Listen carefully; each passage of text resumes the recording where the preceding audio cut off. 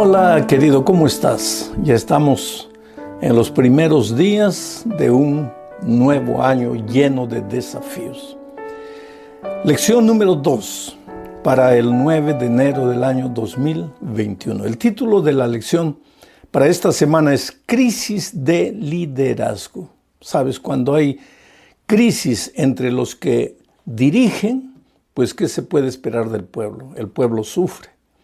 Vamos a ver cuál era la crisis de liderazgo en los días de Isaías. Para eso, comencemos a leer el primer texto. Isaías capítulo 6, versículo 1. En esta semana el libro de texto será el capítulo 6 del libro de Isaías. Isaías 6:1 dice así: En el año que murió el rey Uzías, yo vi al Señor sentado sobre un trono alto y sublime, y sus faldas llenaban el templo. Interesante, en el año que murió el rey Uzías. Si tú lees 2 de Crónicas, capítulo 26, y el segundo libro de los Reyes, capítulo 15, versículos 1 al 7, ahí tú verás el periodo del reinado del rey Uzías, llamado también especialmente en el libro de Reyes como Azarías, es el mismo, Uzías o Azarías. Tú sabes que el rey Uzías gobernó por más de 4 décadas al pueblo de Israel y fue un hombre bueno, un rey bueno. Realizó grandes conquistas, grandes edificaciones, fue un hombre justo con su pueblo, un hombre bueno. Erradicó muchos ídolos, a dioses paganos. Se puede decir que fue un hombre bueno toda su vida. Infelizmente, querido, por eso tenemos que cuidarnos, porque infelizmente tú puedes haber vivido toda tu vida una linda experiencia con Dios e infelizmente, el corazón de Uzías se llenó de orgullo. Tanto orgullo que se creyó Dios, porque se atrevió a desafiar a Dios. Y una cosa tan tonta, tan insignificante, se atrevió a entrar al santuario y ofrecer incienso a Dios. Y podría hasta justificar lo que estaba haciendo, porque estoy yendo a adorar a Dios, estoy yendo a ofrecer incienso a Dios. Pero es que Dios había determinado que los únicos que podían ofrecer incienso eran los sacerdotes, descendientes de Aarón. ¿Por qué él se atribuyó? Y cuando los sacerdotes le llamaron la atención, le dijeron: mi rey, tú no lo puedes hacer, él se puso bravo y ofreció el incienso. Y en el mismo momento en que su mano estaba prendiendo el incienso, la lepra apareció aquí en su frente. Lepra. Y el pobre rey Uzías quedó leproso en una casa en las afueras de la ciudad hasta que murió. Y murió justamente el año que Dios estaba llamando a Isaías para comenzar su ministerio. Por eso dice el texto: en el año que murió el rey Uzías, yo vi al Señor sentado sobre un alto y sublime trono, y sus faldas llenaban el templo. ¿Qué quiere decir esto? Es que cuando el rey Uzías murió, el pueblo quedó triste, avergonzado. Y no solo eso, sino que el paganismo comenzó a aparecer de nuevo, de un lado, de otro lado. Y no solo eso, sino que el enemigo venía del norte, armado hasta los dientes. El pueblo estaba desesperado, el pueblo estaba con miedo. Y lógico, si había crisis de liderazgo, pues había injusticia, violencia, el más fuerte abusaba del más débil, el más rico abusaba del más pobre, los jueces se vendían, una situación calamitosa. Porque cuando hay crisis de liderazgo, pues la crisis se refleja en el pueblo. Quien más sufre es el pueblo. Todo parecía fuera de control. Seguramente que los propios judíos ahí, israelitas, se preguntaban y lloraban: ¿dónde está Dios? Nos abandonó. Está todo un desbarajuste, está todo de cabeza para abajo. Pero mira lo que dice Isaías: en ese año el año que el rey Usías murió, el año que el pueblo estaba desesperado, yo, dice Isaías, vi al Señor sentado en su trono. Y no era cualquier trono, era un alto y sublime trono. Y Dios estaba sentado ahí.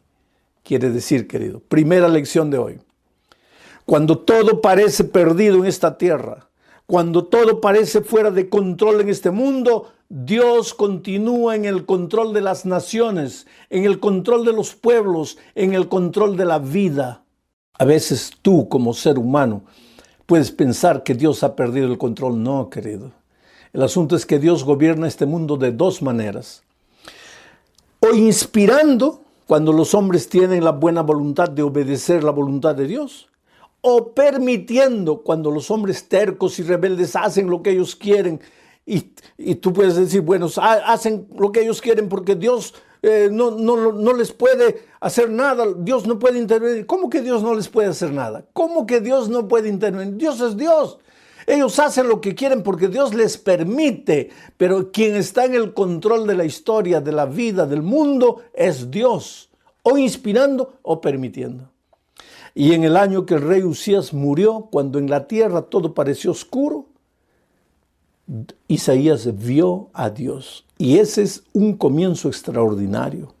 Porque te digo una cosa, si tú quieres ser un hombre al servicio de Dios, si tú quieres ser una persona que haga feliz a su familia, una persona útil en la sociedad y una persona útil a Dios y a la iglesia, primera cosa, tienes que, como Isaías, que ver a Dios.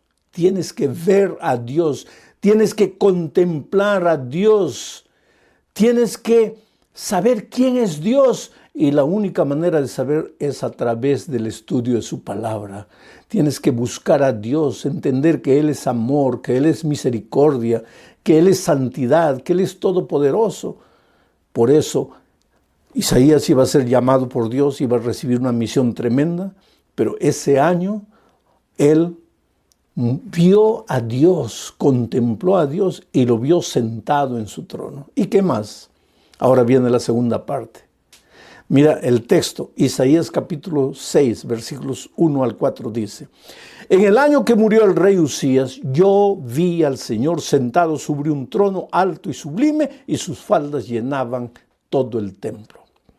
Por encima de él, del Señor, había serafines. Cada uno tenía 6 alas. Con 2 alas cubrían sus rostros, con 2 cubrían sus pies y con 2 volaban. Y el uno al otro daba voces diciendo: Santo, Santo, Santo, Jehová, Dios de los ejércitos, toda la tierra está llena de su gloria. Y los quiciales de las puertas se estremecieron con la voz del que clamaba, y la casa se llenó de humo. Mira, en el año en que el rey Usías murió, Isaías vio a Dios sentado en su trono y escuchó la voz de los serafines o querubines, como quieras llamarles, que decían: Santo, Santo, Santo, refiriéndose a Dios, se dirigieron a Dios. Santo, Santo, Santo. Algunos encuentran aquí base para el concepto que nosotros tenemos de Dios. Un solo Dios, 3 personas diferentes. Por eso Isaías dice: Santo, Santo, Santo. Santo el Padre, Santo el Hijo, Santo el Espíritu Santo. Pero otros creen que aquí se está enfatizando la santidad de Dios. Porque ¿qué pasa? Cuando tú ves a Dios, cuando tú contemplas a Dios, naturalmente tú te contemplas a ti mismo. Entiendes tu indignidad. Delante del espejo que es Dios, tú ves la deformidad de tu carácter, la multitud de tus pecados, y lógicamente te desesperas, porque ¿quién eres tú para estar en presencia del Santo, Santo, Santo? Este cuadro a mí me impresiona. Los serafines o querubines tenían 6 alas. Con 2 cubrían el rostro, con 2 alas cubrían los pies y con 2 alas volaban. Quiere decir, mientras el rey Usías con el corazón lleno de orgullo, se había atrevido a desafiar a Dios, los serafines, los querubines, no se sentían dignos de mirar a Dios. No se sentían dignos de desafiar a Dios. Se acercaban a Él con humildad para servirle. Volaban al servicio de Dios. Oh querido, si tú quieres ser útil a Dios, primera cosa, contempla a Dios y aprende que tú no vales nada, que tú eres un pobre ser humano cargado de pecado, de miseria. Sé humilde.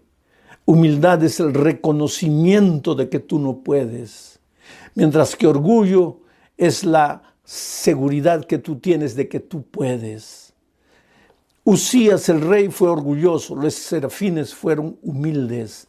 Se acercaron a Dios y reconocieron su santidad. Santo, santo, santo. Ahora, ¿qué pasó con Isaías? Tenemos que leer para esto los versículos 5 y 7. Recuérdate que estamos en el capítulo 6. Entonces dije, está relatando Isaías. Entonces dije, ay de mí que soy muerto, porque siendo hombre inmundo de labios y habitando en medio de pueblo que tiene labios inmundos, han visto mis ojos al Rey Jehová de los ejércitos.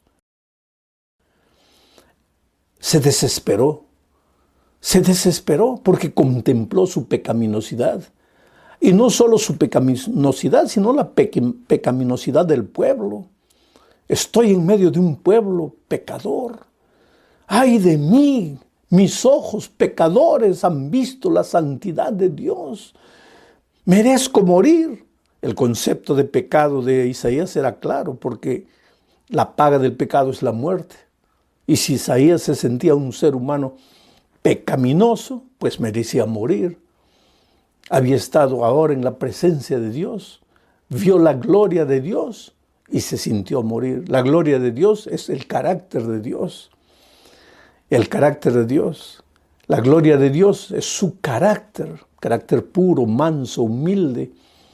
Y cuando tú ves la gloria de Dios, el carácter de Dios, tú entiendes la pobre miseria de tu carácter. Irritadizo, peleador, orgulloso, codicioso.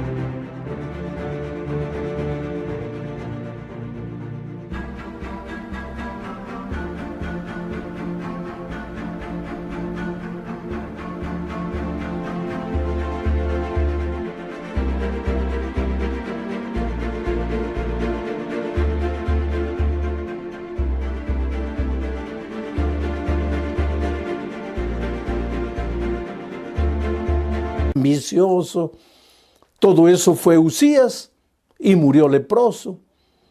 Ahora Isaías ve a Dios y se da cuenta de la miseria y se desespera, lógicamente se desespera. Por eso Juan habla de la venida del Espíritu Santo y dice, cuando Él, el Espíritu Santo, viniere, convencerá al mundo primero de pecado, después de justicia y después de juicio. Primero de pecado. ¿Ah? Y eso es lo que hizo el Espíritu Santo en el corazón de Isaías. Lo convenció de su pecado. ¡Ay de mí que soy un hombre pecador! Mis labios son inmundos. Pero entonces, ¿qué sucede? Mira lo que sucede, el versículo 6, leo. Y voló hacia mí uno de los serafines, teniendo en su mano un carbón encendido tomado del altar con unas tenazas. Y tocando con él sobre mi boca, dijo, he aquí que esto tocó tus labios y es quitado tu culpa y limpio tu pecado.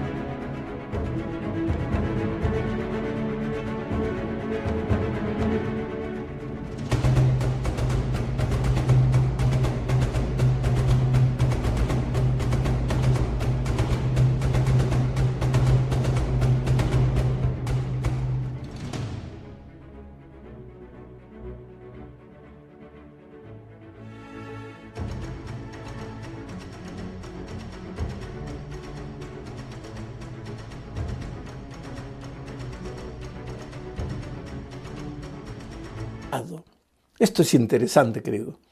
En el altar, ¿qué sucedía en el altar?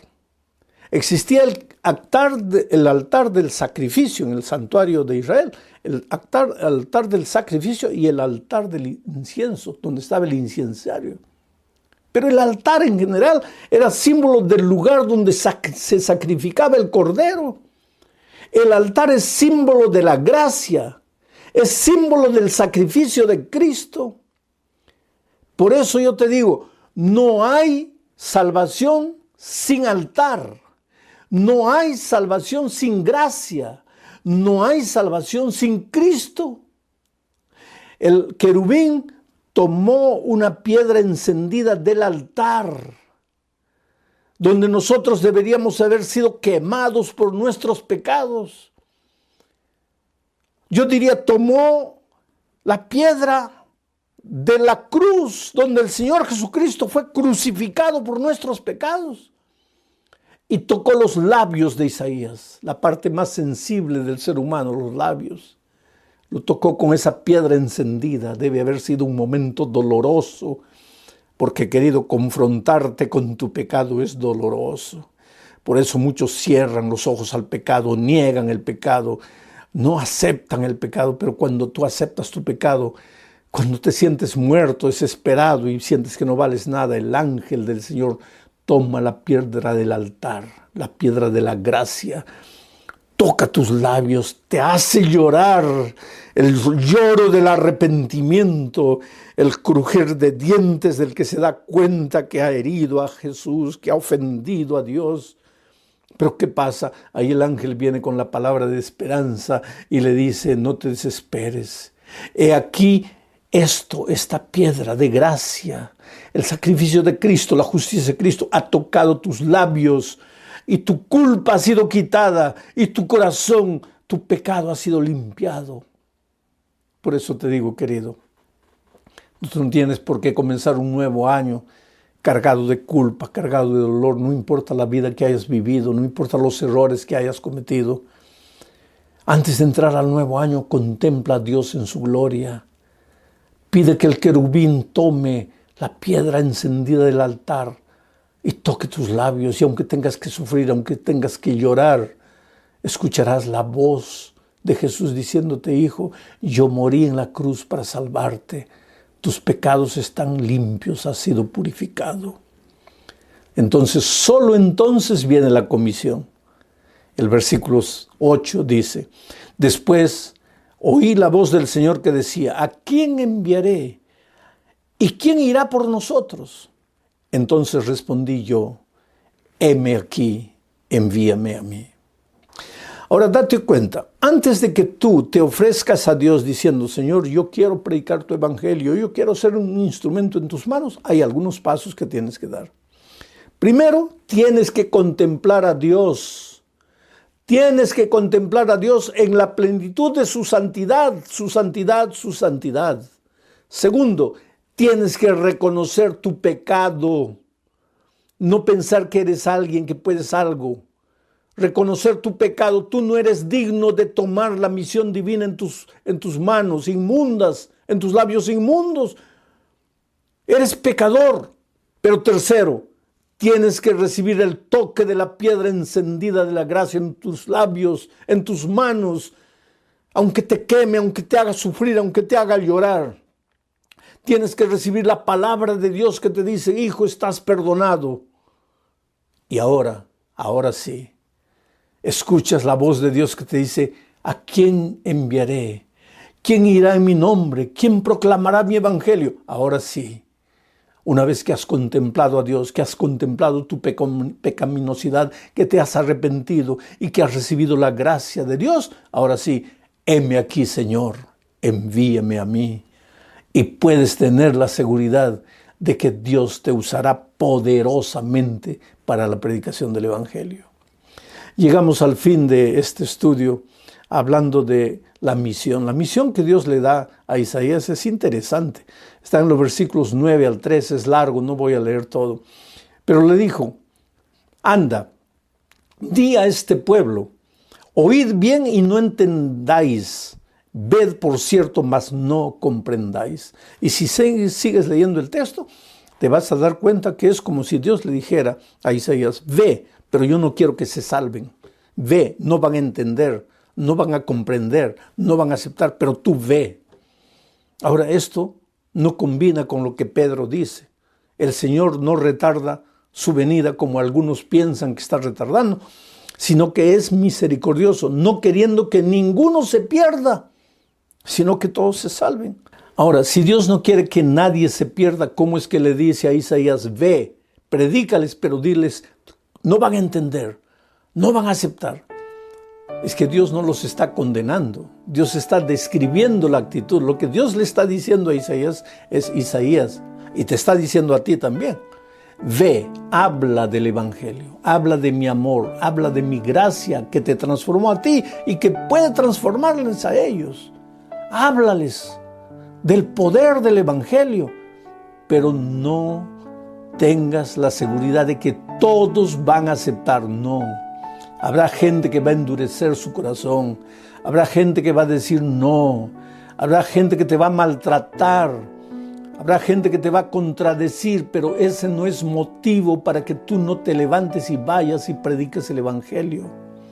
Porque si me has contemplado, has visto mi gloria, has entendido lo pecaminoso que tú eres, has acudido a mí, has recibido mi gracia perdonadora y transformadora y has respondido al desafío de ir y predicar el Evangelio, hazlo, pero no pienses que todos te van a aceptar, pero tú cumple con tu misión, predica, predica y predica. Oh mi querido, que Dios te bendiga en los primeros días de este nuevo año, que Dios prospere tus caminos, que Dios haga maravillas en tu vida. Tú eres precioso para Dios. Nunca olvides de eso. Un abrazo. Felicidades.